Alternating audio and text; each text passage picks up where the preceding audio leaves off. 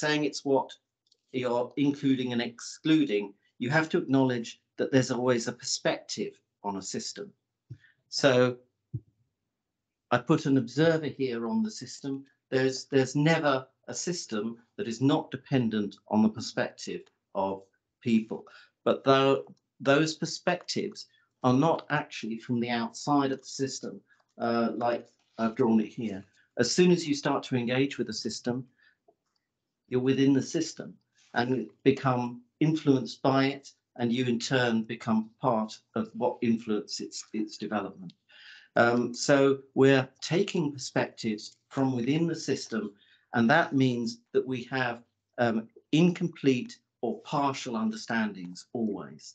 So the notion of being partial in the English language has two meanings, and both are relevant. So partial means incomplete. Partial also means informed by values. So there's and values are about what matters to people in the context of practice. So we have partial perspectives, and because we're all playing different parts in the system, those perspectives end up being quite different. We maybe use different boundaries, see different interconnections, see different emergent properties, and you begin to see the complexity that emerges that you actually have to deal with in a wicked problem. So let's move to this, from this to that basic understanding of system to 4 systems thinking skills. Now this comes from work from Derek and Laura Cabrera.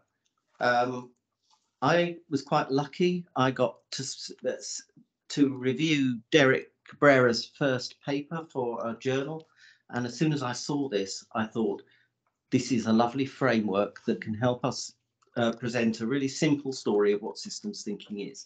Now, Derek and Laura Cabrera were saying, let's scrap all of this diversity of methodologies that introduce a whole lot of jargon and just go back to the basics. And I was saying, it's not necessary. What we can do is use their framework to understand what those basics are, and those will then provide a window onto other perspectives. So if people get the initial idea, they can actually learn more about those other systems perspectives. I should also acknowledge that I'm not using all of Derek and Laura Cabrera's original terminology. I've shaped it a little from my own perspective.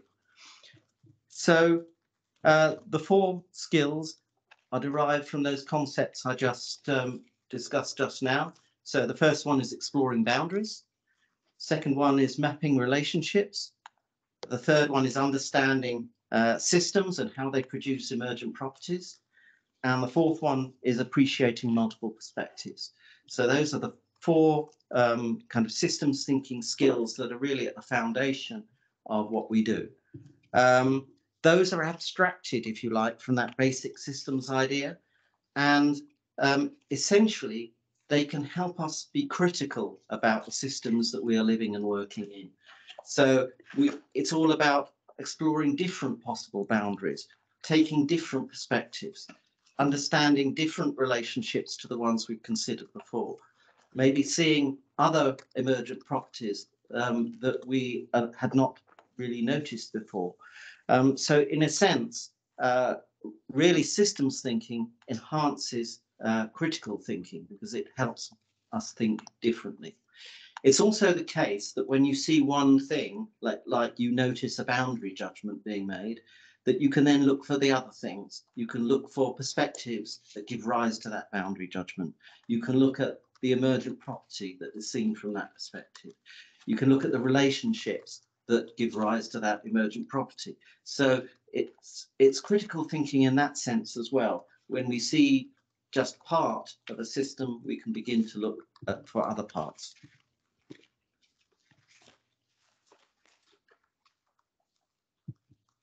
So what I was realizing when I saw Derek and Laura Cabrera's first work was that those systems thinking skills underpin all of the major systems approaches. Now, all of the mature approaches that are well tried use all 4 of the skills, but they tend to prioritize one and see all the other skills in relation to it. And it's one of those aha moments. You only get a few, it helped me reorganize the field in my own mind in order to tell a simple story about it. So essentially, you've got approaches for exploring value and boundary judgments about what you should include or exclude, or whose voices you should listen to or set aside. So approaches for exploring boundaries. There are approaches for understanding complex causality, feedback, possible consequences of intervention.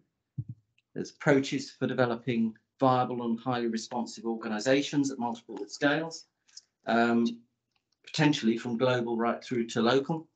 And there's approaches for exploring multiple perspectives, for addressing conflict, for developing better mutual understanding, and agreeing solutions people are willing to live with. So essentially, most of the methodologies that have been developed by systems thinkers for management of policy fall into those four areas. So I'm going to go over each of them and give one example methodology, and I'm going to give an example from practice as well.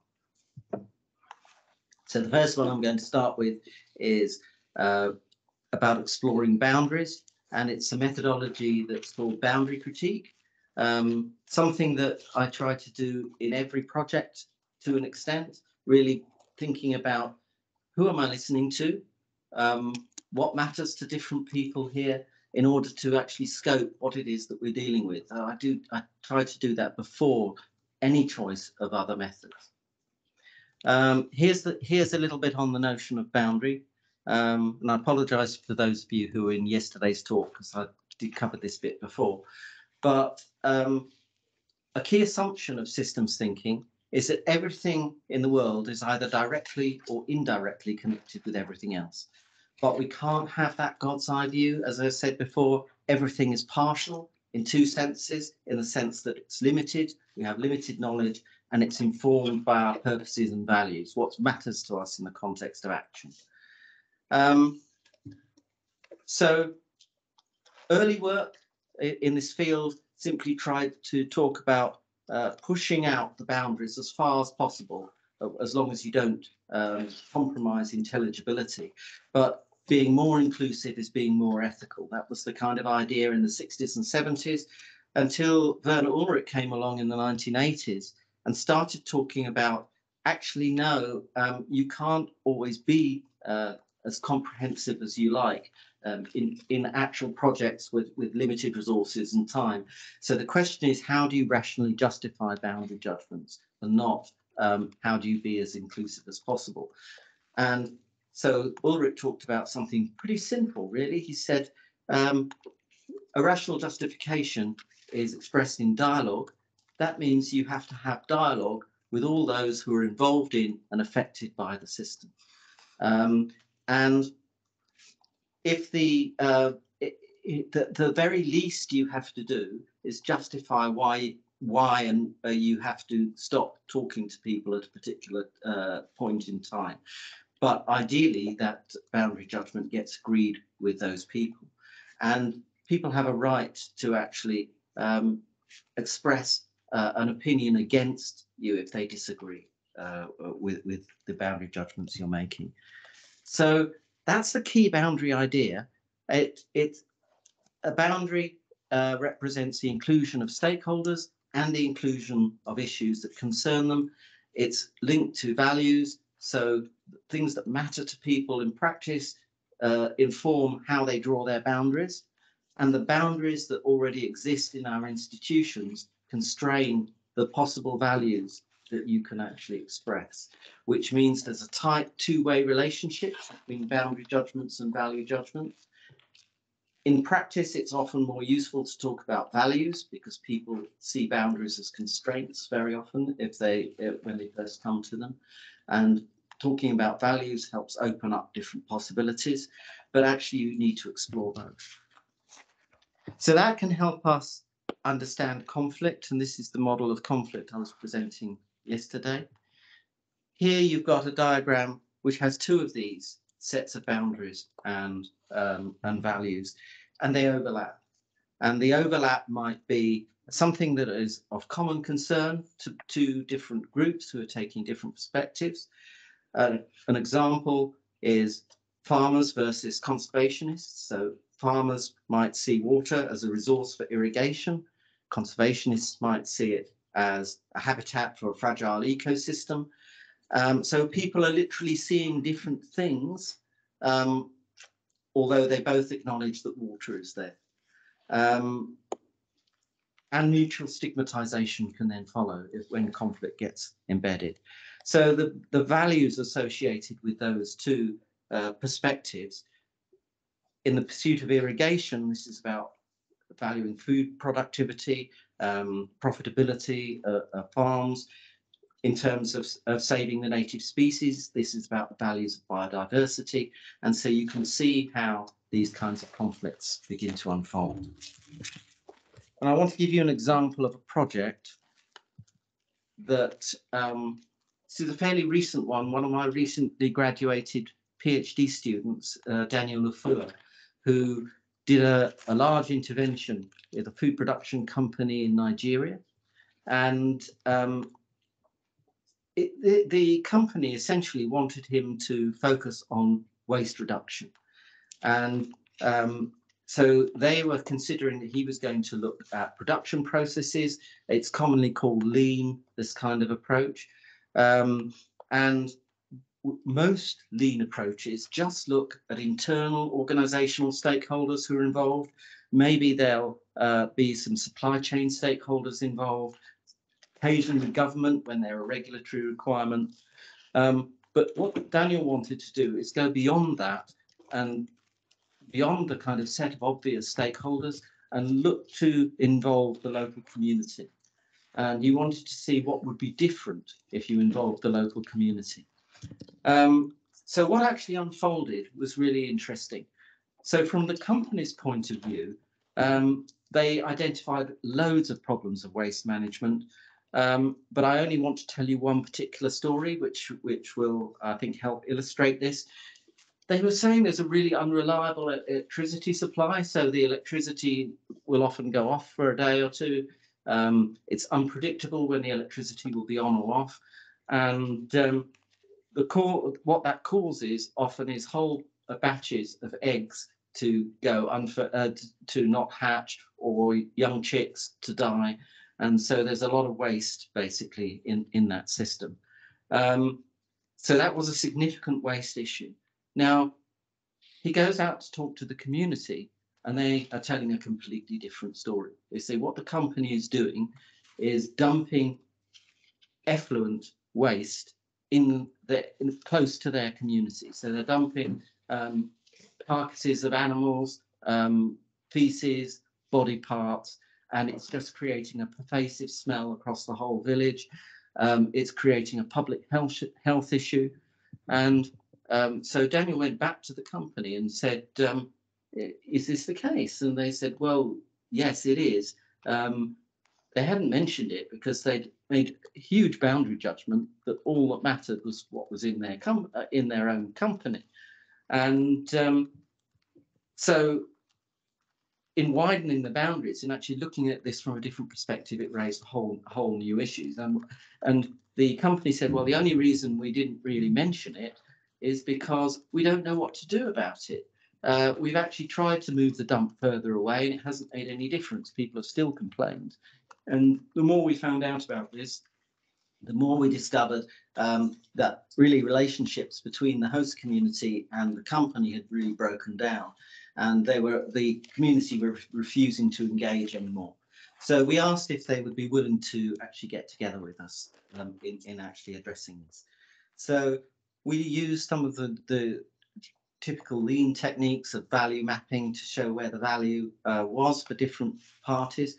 And it was extremely motivating for the workforce when they realized they were not just going to be addressing something that would increase profitability for the company, but they were actually going to do something for their own local community.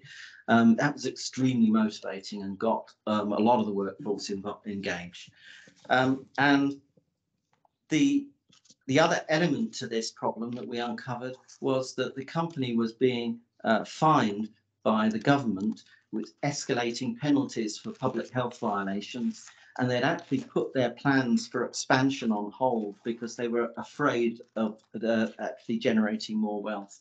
Oh, more waste, more wealth. Yeah, they don't fear that. So the systemic solution that actually emerged from that is to actually generate biogas from the waste to generate electricity from. And there was not actually enough waste to generate biogas, and they did some market research and realized they could actually double production. And so they doubled production, and this one was not just a win-win, it was a quadruple win, because first of all, the public health problem was solved. The waste was completely reused. They had a reliable energy supply. Profitability was increased due to that. And then there was more jobs for local people as well. So it was a real win-win solution. Remember, I put that diagram up of boundaries.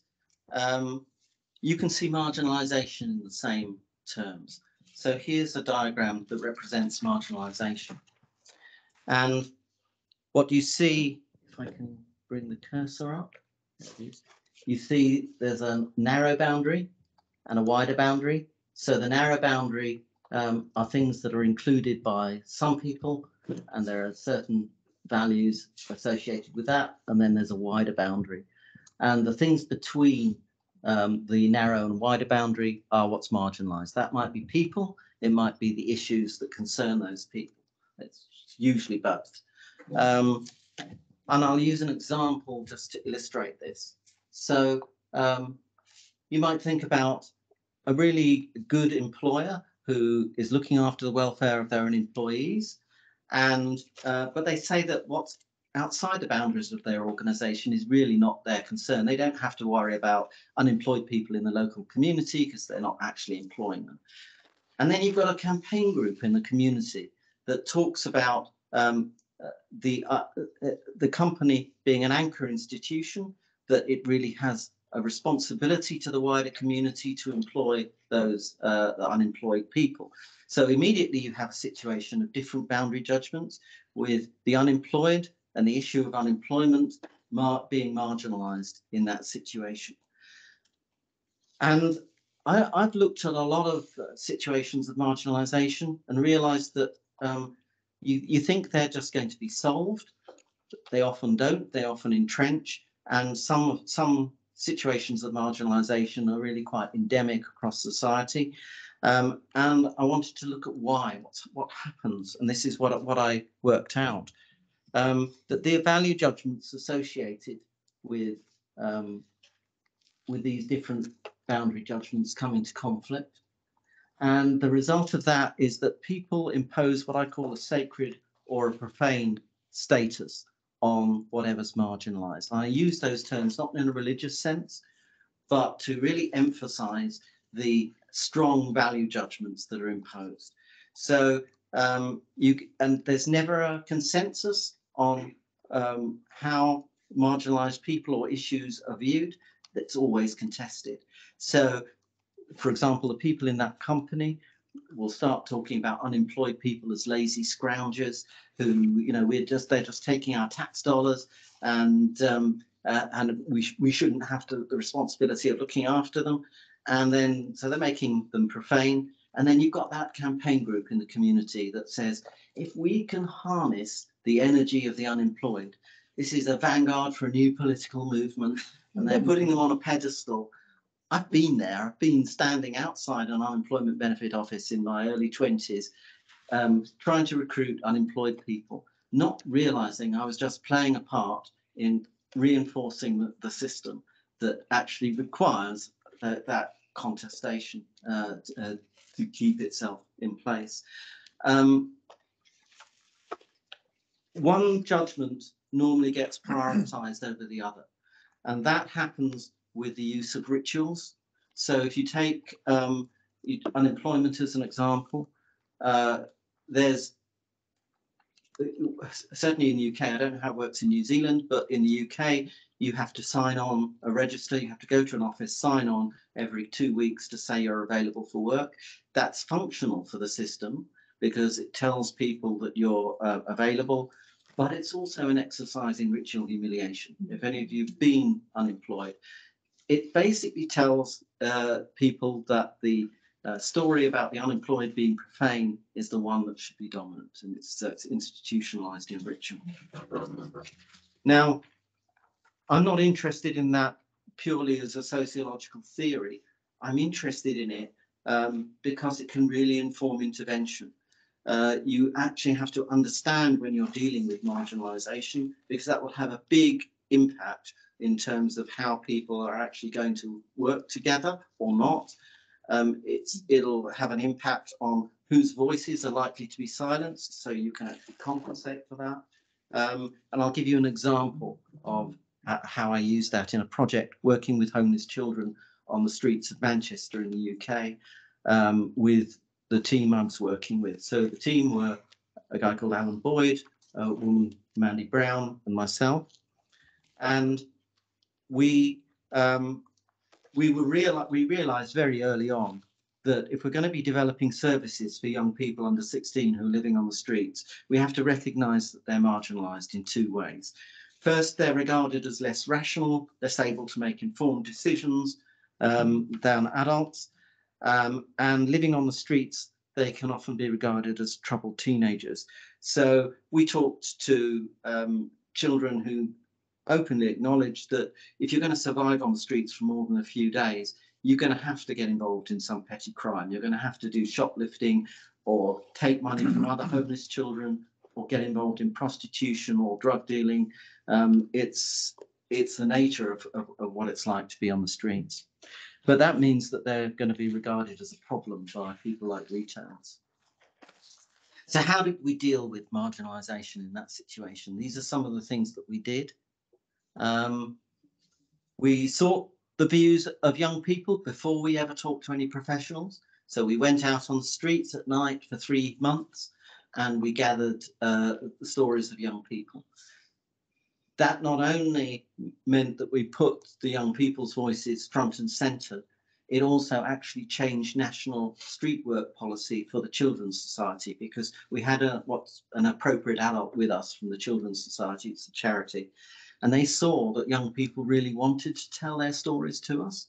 So they were really gobsmacked by that, because their policy was to take food out onto the streets and wait for children to come to them.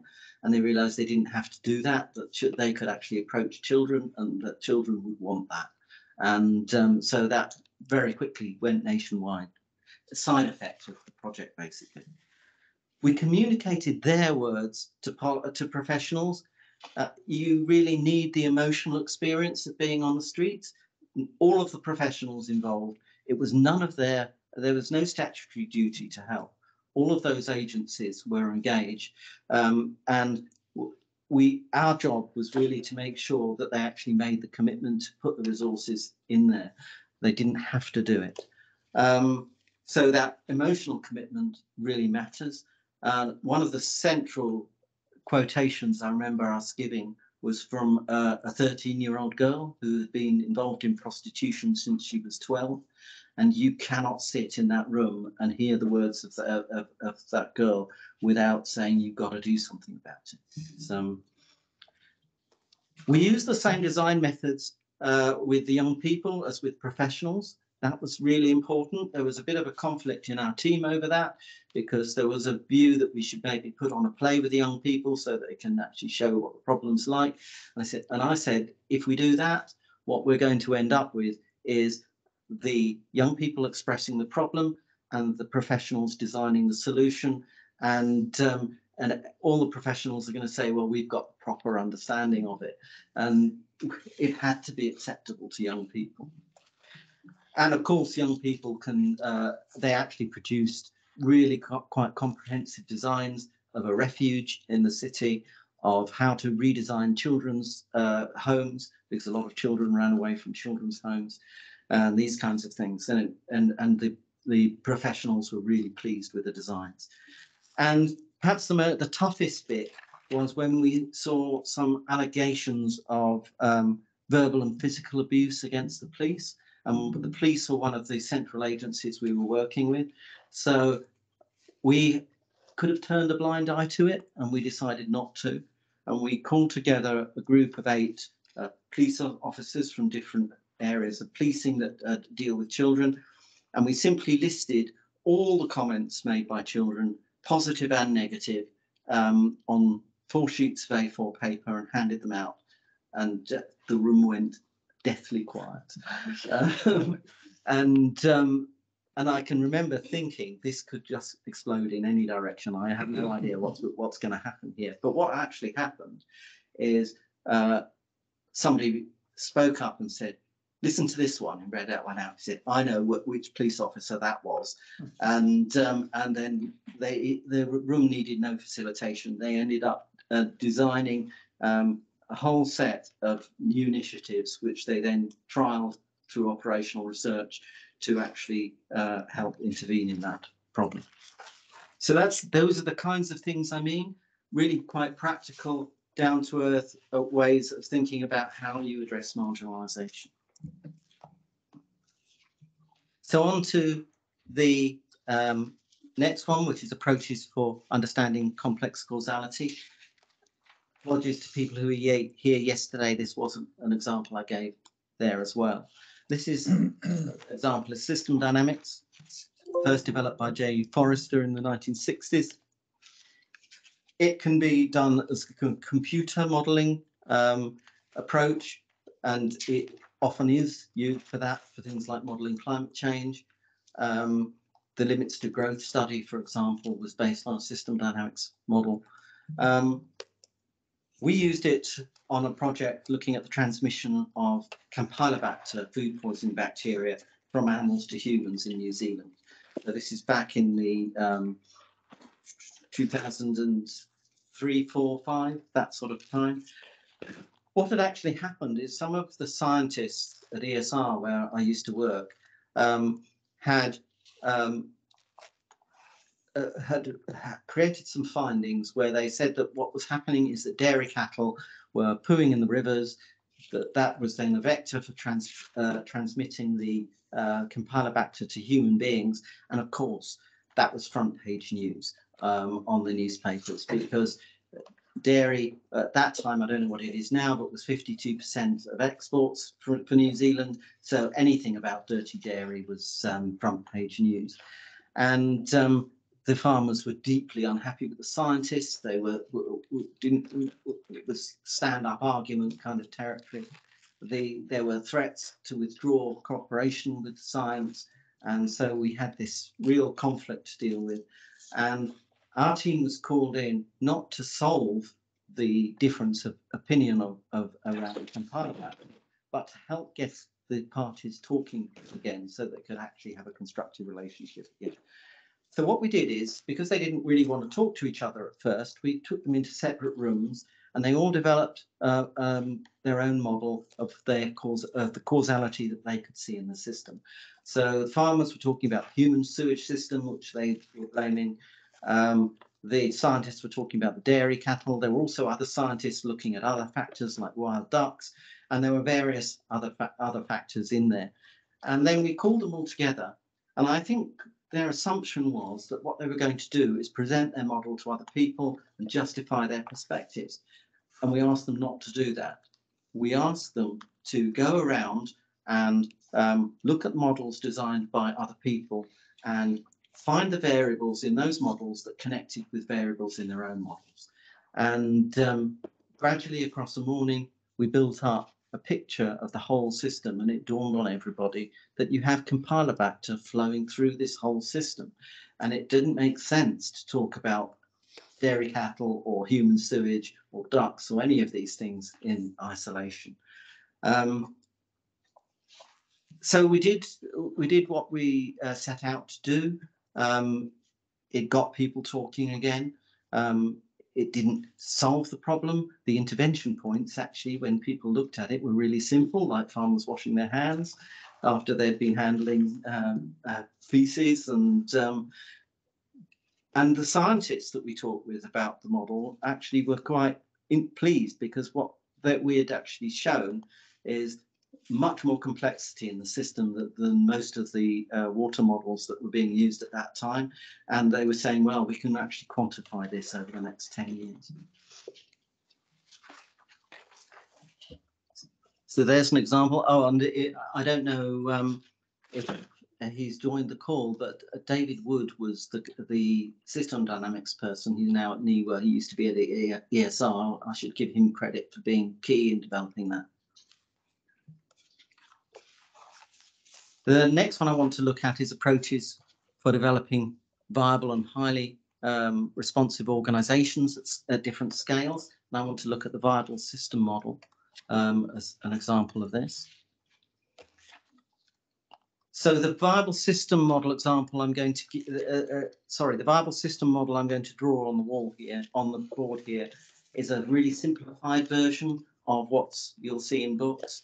And I apologize to any viable system model specialists who will probably think I've bastardized it, but I think it's better to just communicate the main ideas.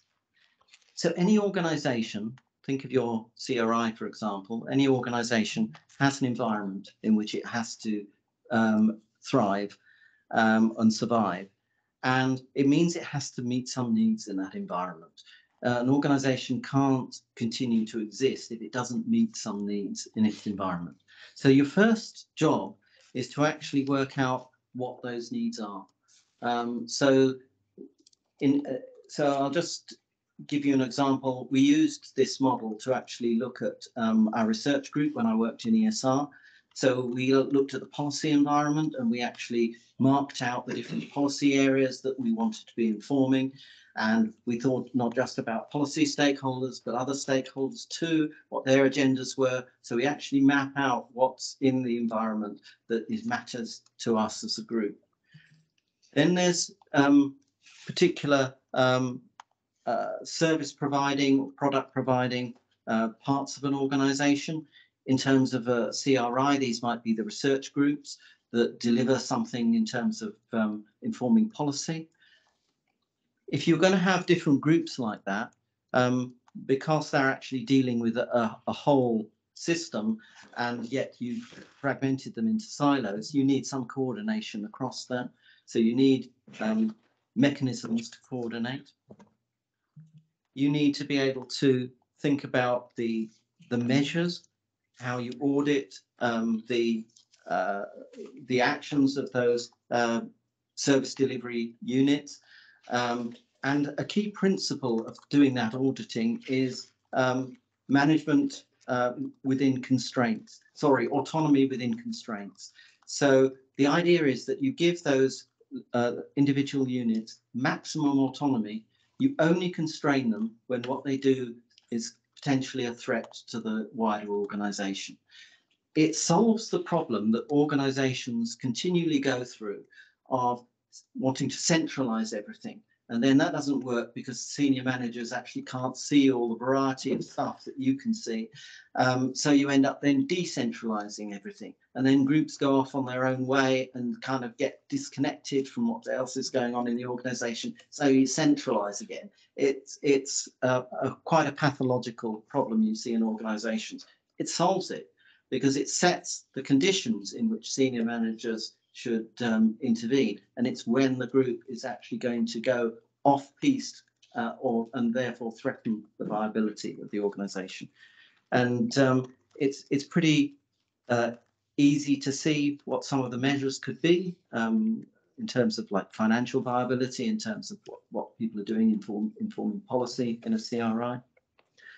You need foresight. You need to be able to look to the environment and see where your threats and opportunities are. You need to be able to look at the internal capacity of the organisation to meet those. So that's where strategy lives. And you need the overarching kind of identity maintenance in the organisation, the mission, if you like, of what the organisation is there to do, that kind of sets the parameters of the whole. That foresight function, when we did this for our group in ESR, was really nice, because what we ended up doing is we gave each individual responsibility for one or two government departments, and those people then became liaisons with the departments to find out, what the emerging policy issues are, and it actually made us a lot more informed about government policy than we were previously. So I've used that, for example, to evaluate the COVID response of a hospital trust in between two waves of COVID, so that they could prepare for the next wave. We used it, as I say, in ESR. Some colleagues, Jeff Foot and colleagues, used it in the Glen inquiry on family violence. So they actually modelled the whole family violence service system. I just provided a bit of advice on the methodology from a distance. And the only other example I really want to give you is, again, the work of one of my PhD students who actually graduated last week.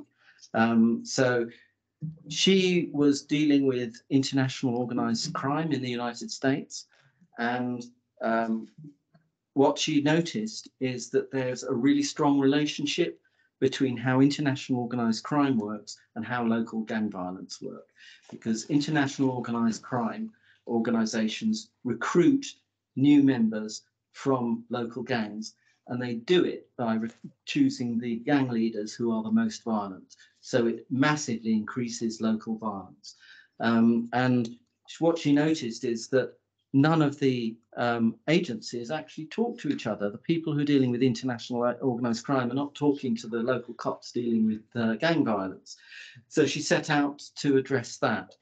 And she started by developing something which she calls systemic perspective mapping. And you can see that's what the maps look like. That's an amalgamation of all the perspectives of the different agency representatives who are involved.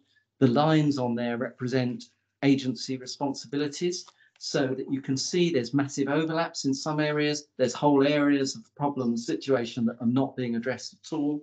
And that was a starting point then for developing a viable system model of what interagency collaboration could look like.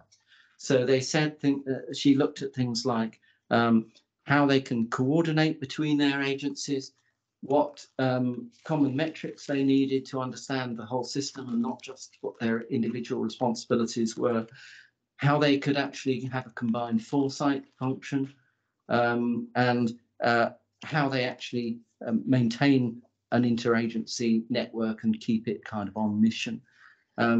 It was a really quite lovely piece of work. And those agencies were so kind of enthused by it, they then actually took back the model. Several of them then ended up going back and applying it in their own organisations. So just one last thing to cover here. I want to discuss approaches for exploring conflict, exploring multiple perspectives. There are lots of different approaches here. The one I'm going to talk with you about is Peter Checkland's soft systems methodology, which is probably the most widely applied. It's a qualitative approach to support learning between people with different perspectives who are trying to manage a messy, unclear situation. So you can do it in a fully participative manner. I usually try to do that, getting people in workshops.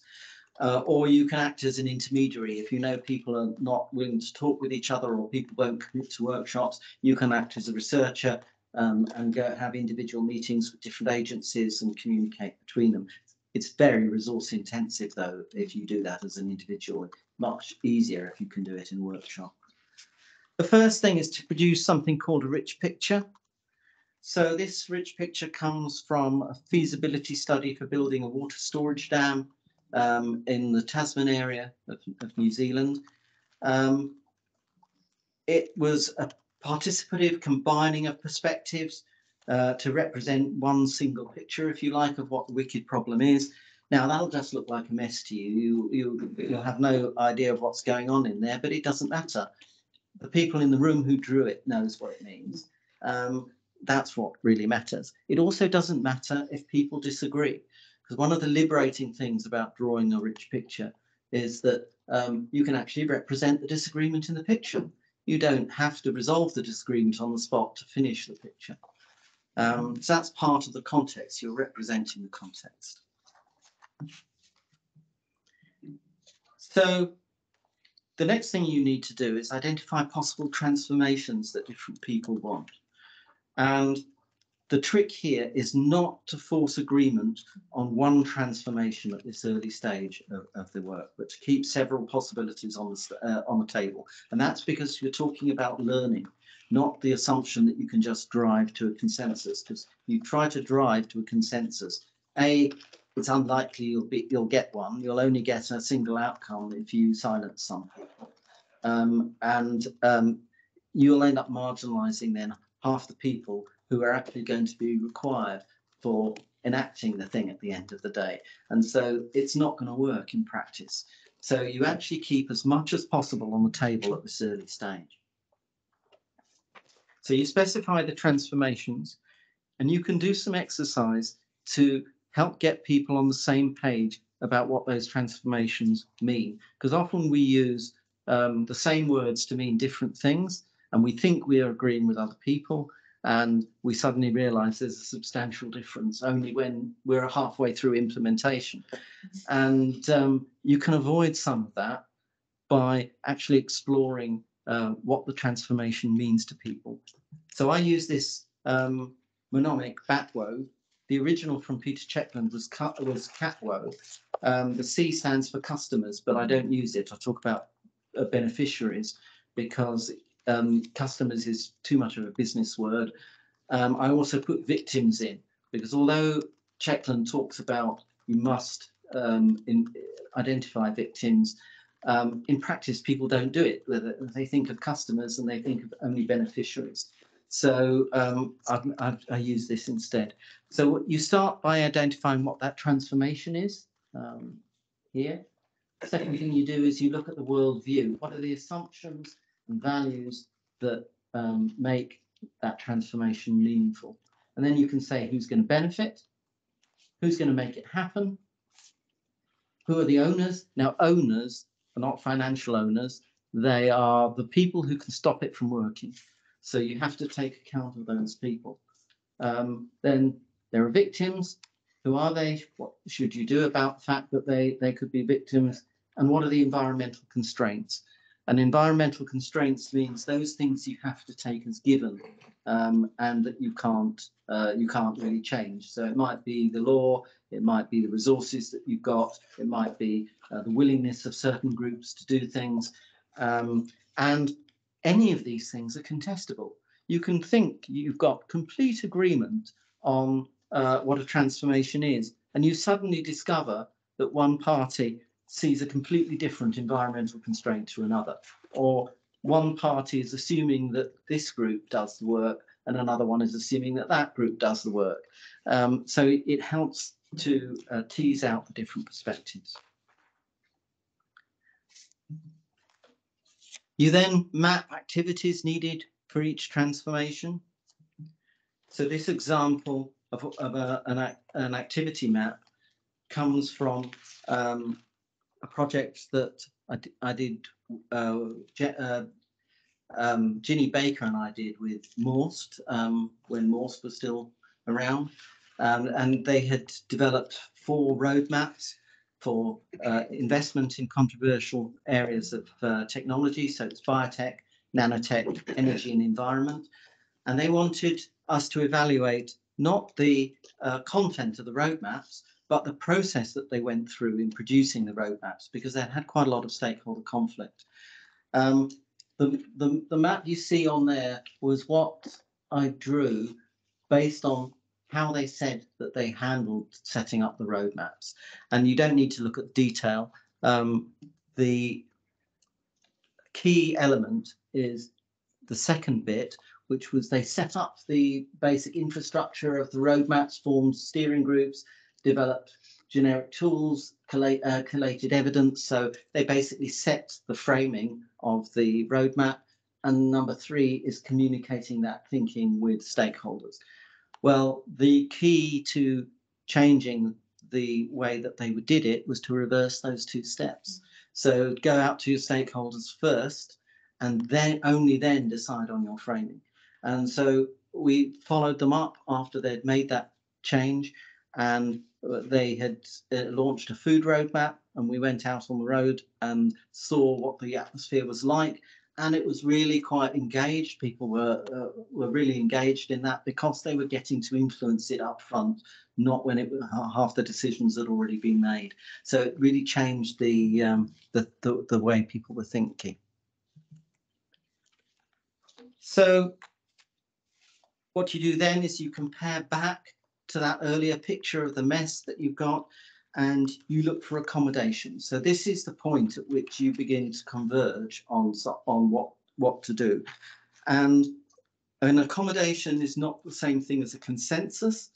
It's unlikely you're going to get everybody to agree on everything, but you can still agree things to do next. It's not the same thing as a compromise either, because a compromise tends to take people's starting positions as given, and then everybody has to give something up in order to get there. What you're trying to do with this process is get people to learn, so they move from their initial starting positions. And the best examples are when something emerges that nobody would have actually predicted from the start. So you're looking for that kind of emergent accommodation that people can make. Doesn't always happen, but you know that's your first the first thing that you're looking for. Practical example, in the UK, government had set a mandate on local authorities to develop counselling services to respond in the event of a disaster. And in the Humberside region where I live, they had been working for 18 months and couldn't get to a point where they could agree on what this counselling service would look like. And they asked us when we were 3 months away from the statutory deadline to help us with it. So we ran 6 workshops, 6-day-long workshops over that period of 3 months, and came out with plans. So 19 agencies involved, and we achieved basically in 6 days what they had been unable to achieve in 18 months just working on their own. What they were doing on their own was having a meeting every Wednesday evening. So that might be a 2-hour meeting for 18 months. And if you actually think about the time that they've spent, this is a more efficient use of time. It's not just effective to have participation, it's more efficient as well, as long as people will structure their work to allow workshops. What emerged from this, the aha moment that generated the solution that none of them had predicted from the start, is that half of them wanted a volunteer service, and half of them had wanted a trained workforce, a paid workforce. And that was the issue that they were not agreeing on, and they hadn't even realised that was the sticking point until it was all clarified. And then somebody suddenly said, we can't just pay for a team to sit not doing anything until a disaster happens. And other people and they also said, and you can't have a volunteer team who don't know what they're doing when the disaster hits. So we need a paid trainers to train volunteers. It's the light bulb moment, and that was what was implemented. And there was actually, the reason there's a train crash on the thing is that there was a train crash about 3 months later, and the newspapers actually made special mention of the counselling service that had been put in place. So I'm going to tail off. I've gone slightly over time, and leave you with a recap and 3 principles for managing wicked problems. So I've talked about the 4 systems thinking skills, thinking in terms of boundaries, interrelationships, whole systems, and multiple perspectives. I've presented some example methodologies for dealing with those, for instantiating those systems thinking skills. But I think some of these principles are important too. One of them is to explore boundaries and stakeholders and issues and values and marginalisation and conflict, these sorts of things. Explore them up front and revisit the boundaries of your work as you go. Because what perspectives you even see, what interrelationships you see, what emergent properties you see will depend on your boundary judgments. So that's the very first thing you really have to think about. Whose voices am I listening to in the first place? To draw upon and mix methods from across these systems approaches, I'm really not precious about methodological purity here.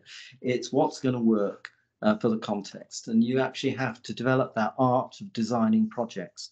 And I would also say you can draw upon the biophysical and social sciences as well.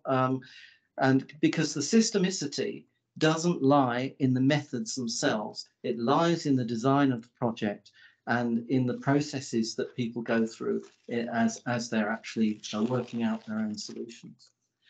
And the other one is that if you've got no previous experience in this area, start from where you are. You can't start from anywhere else.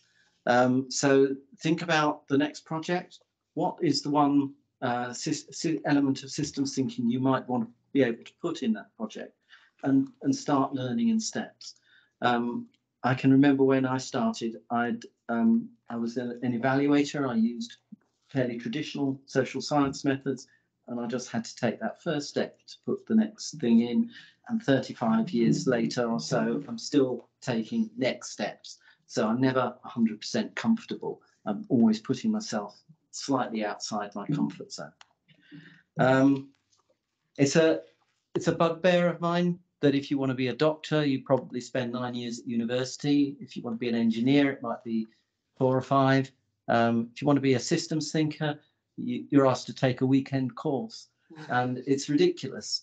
But it is where we are, and so we have to take those steps ourselves.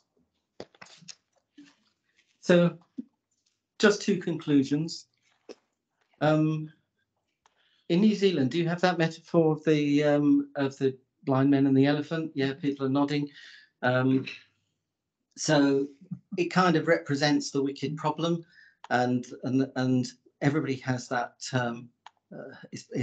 Only sees part of the problem. So one person is thinking the trunk is a snake, another person thinking the ear is a leaf. So systems thinking gives us some ideas. It gives us some language and tools to aid communication and get a better understanding of the wicked problem and how to address it. And I think that's an important message. But there's a second point, and it's an even worse situation than everybody disagreeing on what the wicked problem is. And that is when everybody thinks that they know the answer, and everybody thinks it's an elephant when actually it isn't. So that's what people call groupthink, and systems thinking can help to address groupthink. Just want to give you one example, a last example from practice. So this was in Peru in the early 1990s, and I'd been asked to give a keynote at a conference. What I wasn't aware of is that I was going to be asked after the conference to do a consultancy for 2 days to pay for my airfares. And so I was thrown into this consultancy, and I always scope the problem before I start. So I know I've got the right people in the room, and I wasn't going to get to do that. I had the senior management team of the water company of Peru in the room, and a couple of colleagues working with me on it. And so I wasn't able to do that work, but I said, look, I'm actually not prepared to do this unless we at least include an ecologist in the room, because water is an environmental has environmental dimensions to it. You can't just treat this as a business problem, which is what they were saying that they wanted to do. So they agreed to that, and we had the ecologist in the room. Now, the first day we spent fruitlessly talking about it as a business problem, because what they were saying is that they were going to be privatized. They were going to be split up into 9 different companies, and then those companies would be competing, but they'd all be responsible for separate areas of Peru. And the central water company would no longer exist. And so their business problem was, what role is there for a central water company when water's privatised? And after seeing this unfold fruitlessly for a day, I asked for the second day to start with the ecologist reflecting on what she'd heard. And she said, well, here's a map of the river systems in Peru, and here are all the aquifers that join up the rivers underground. And one of these senior managers said, so you mean to say if one of these companies doesn't do its job properly and lets the water get polluted, it's going to affect all the other companies? And yes, that's right. And there was their solution. They needed some kind of independent monitoring. So this is what I mean by challenging groupthink. So I think one of the most rewarding things for me in working in this space is when you see policymakers suddenly having that aha moment, when they actually get that they haven't been thinking as systemically as they could, and they actually make that shift. And it's one of the, I come away from these workshops really glad that I'm actually working in this space. So thank you very much. Thank you, Jim. And I'll hand over for questions. Yes. I thought afterwards. Oh, any? Really, I found that really, really useful. Thanks so much, Gerald. I guess my question is, in a practical sense, how do you find the resourcing or the funding to go and do some of this stuff, which seems so critical to actually achieving success that most people seem to want? That's interesting. I actually don't find funding to be a problem at the moment. There's more demand than I can certainly fulfill. So I'm having to turn away projects. It wasn't always like that. So I think that's a function of people realizing that some of these problems are so out of control now that that you really have to take some kind of different approach. So so I'm working with several government departments, and I don't have to do much work really to actually attract projects. I mean, I can think of a time when that was much more difficult. Whenever you talked about systems thinking, people said, "What do you mean, computers?" But I haven't heard that for maybe 5 or 6 years. So that's really positive.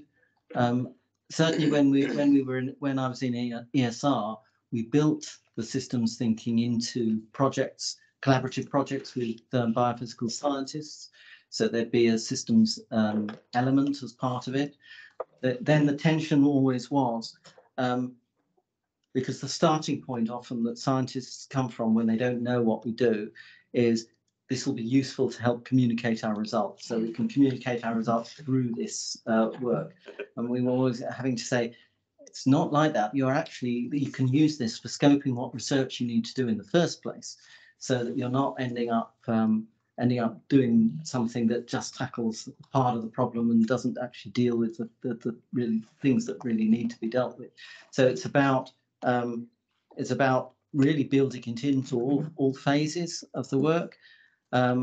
Sometimes the funding authorities put barriers in the way of that by wanting funding bids to be written in such a way that you know everything in advance.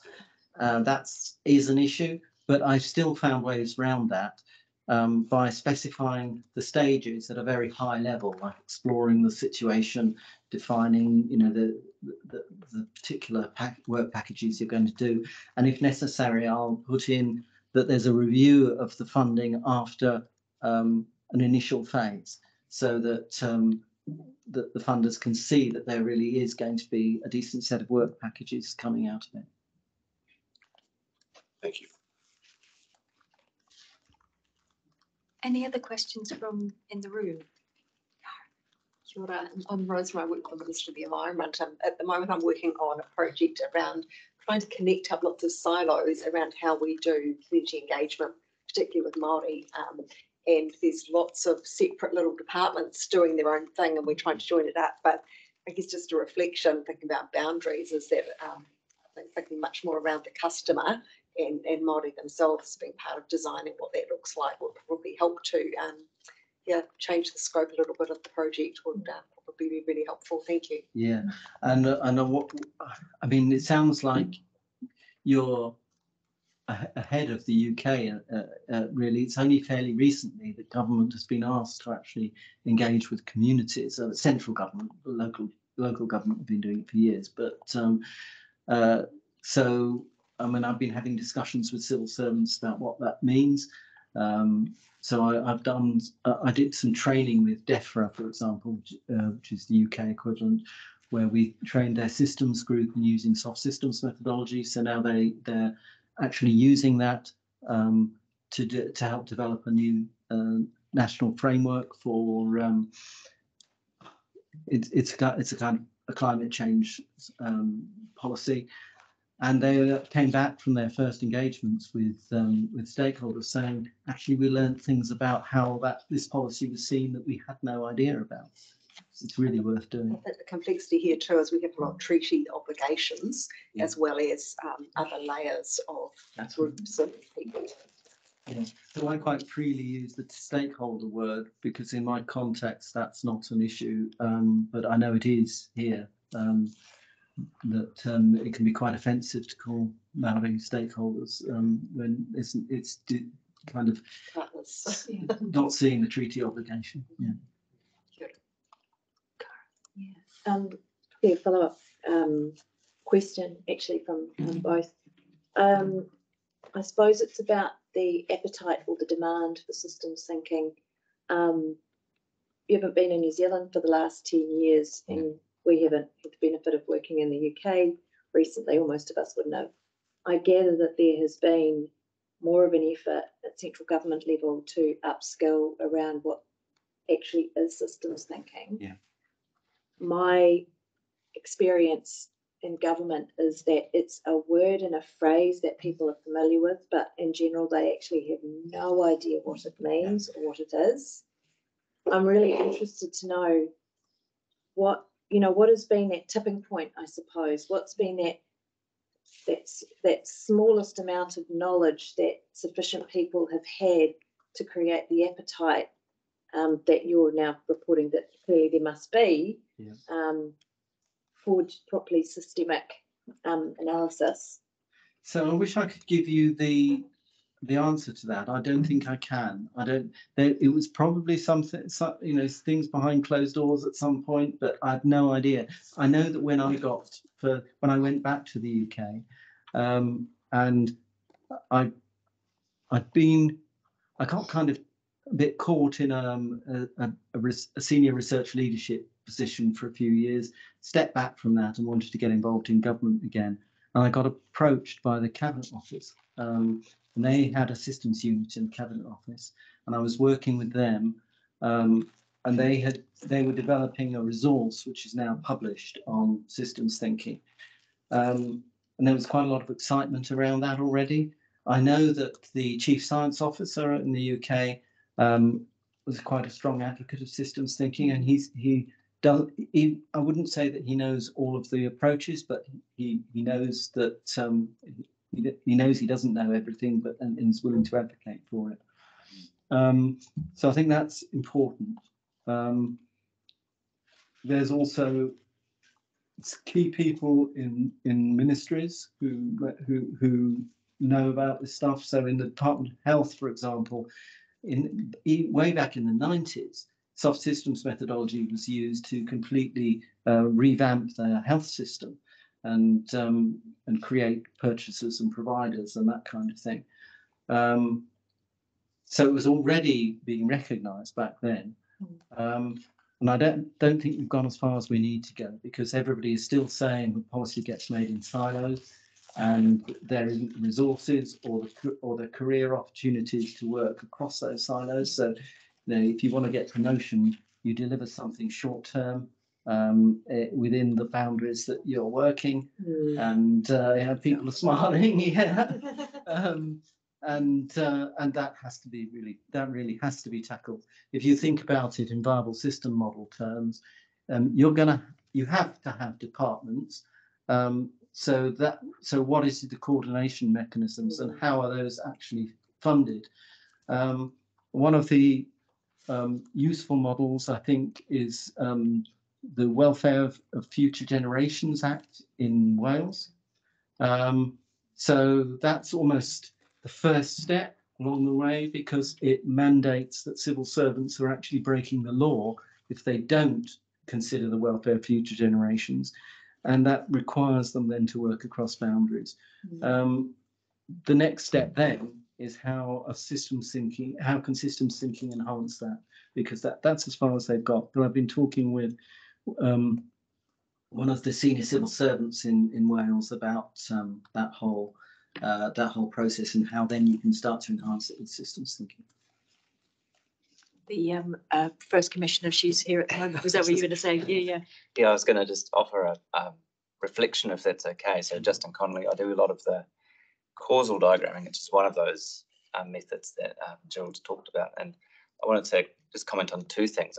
In terms of making progress, I think don't underestimate the dominance of our wonderful colleagues who, in the reductionist science world, who view it as a communications tool often, or view it as in service to making their analyses or models or things better. And there's no disrespect in that statement, it's just observing how I've seen it. But just the other thing for context is the Local Government New Zealand conference is being hosted yesterday and today in Wellington, and Sophie Howe, the first Welsh Wellbeing Commissioner, spoke at that yesterday. So there's actually huge buzz about that, and quite a lot of media. If you look around, there's been a few webinars. So it's Commissioner for the Future Generations. Future Generations, yeah. So the Commissioner for the Welfare of Future Generations Act 2015, I think it was. Funny enough, my daughter was at a workshop with her Oh, on really? Wednesday this week. Yeah. So We do interviews on national radio as well. yes, Nice to know. and there's a few webinars with Yeah. the University of Auckland, KOI2, the Centre for Futures, or Informed Futures, I think it is, Peter Gluckman's unit. So there's a bit of buzz around that. I've just mentioned that in case there's opportunity to capitalise on that with people in the room. So I'm a community worker, but I've also worked as a community-based researcher and evaluator. I'm just concerned that it's really great that we're moving towards more community consultation and talking with stakeholders and thinking about who's not at the table.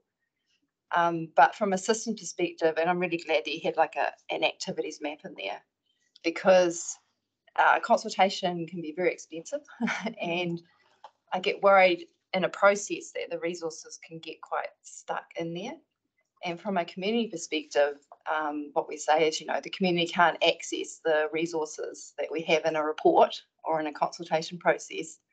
They can only access them in, practical, meaningful activities, that takes that process all the way through. And so I just wonder if you've also seen that, that can be a danger or a pitfall of sometimes getting into these processes. Yes. I mean, there's a few kind of ethical principles, I think, here as well, that you really have to be quite clear about what the expectations of change are, who is actually going to make a decision at the end of the day, and if what's happening is consultation but not actual participation, then that has to be very clear. Otherwise, you'll lead people to have expectations, and then they're never going to engage again after that.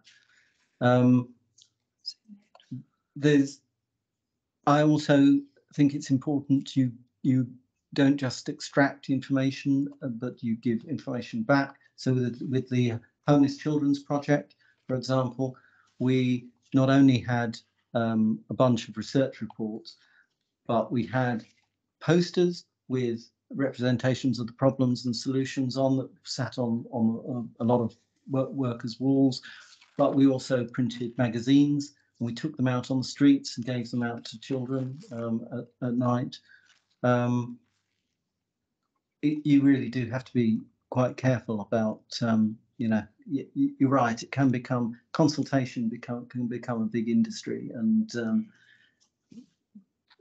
yeah, sometimes it's baby steps. I mean, I remember a project I did on drugs policy in Australia, and the disappointing thing is talking with federal policymakers and presenting them with a range of different systems approaches, including the ones here.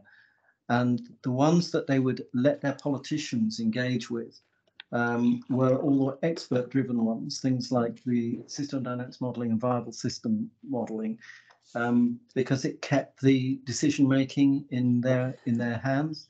Whereas anything that was truly participative, they said they wouldn't get their politicians involved.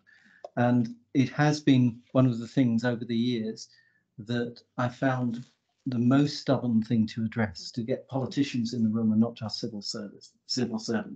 It has happened. Very recently, it's been happening on a public health project I've been doing when the politicians have been involved, but it's rare.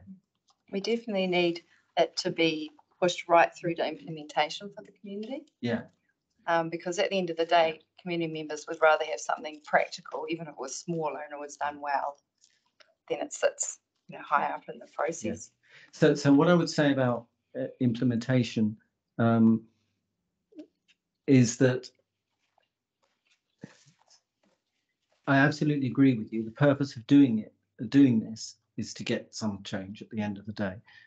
So I would always want to support people through to implementation if I have the chance. Often that's where the funding stops after you've done that kind of work, and then it's about the quality of the processes that the organisation then has to take it through to implementation. Then sometimes you get things that are really unanticipated. So I did a project on housing for older people, where we really engaged with older people in residential care and came out with a whole redesign of the housing system. And there was a local election, and it did not occur to people that the dominant party might change, and it did. New party came in and said, we're not interested in that, and it went. Explain that happen. Yeah. So we've got we've got a question and a couple of comments online, but we've just got a couple of minutes left. So wondering, Janice, are you still online? If you could unmute and maybe ask your question, that can be the concluding question. Yeah. Thank you for the opportunity, and it was indeed an interesting talk. My question stems from your last slide, which you displayed with regard to people thinking they already know the answer. And this largely happens in groups tackling wicked problems, where the one with the loudest voice or rather, trying to show that they know the most kind of influences the entire group, and that could kind of sideline the whole conversation, right? How do we kind of avoid this scenario especially when we are talking about policy problems, which largely are wicked problems? I mean, there are some simple techniques that you can use, like getting people to write first on their own, and then they post up on the wall so that everybody's got something that they can contribute. There's making sure there's sufficient diversity in the room so that if one voice tries to dominate, you can other people will step in and say different things. That's part of the job of the facilitator, to ensure that you're managing that kind of situation. I've certainly had it pointed out to me when I've made mistakes in facilitation and have let that happen, and people have pulled me aside at the break and said, I can't get a word in edgeways, and I've then dealt with it later. But the techniques are really designed to take people through a process where everybody's actually having to deal with a language, a methodological language that they're not familiar with. So it puts everybody in a situation where they're having to think in new ways, and that actually can help a lot, because you're not just surfacing the existing ideas. Occasionally, I mean, I must say I have come across one or two people who are just completely impervious to anything and just want to pursue their own thing regardless. But it's not the majority, and it's not even a large minority. It's fairly small number that I've encountered like that, and you just have to manage that situation and think about who else you can get in the room as well. Thank you. That is us. We're out of time. If we could give Gerald a round of applause, say thank you.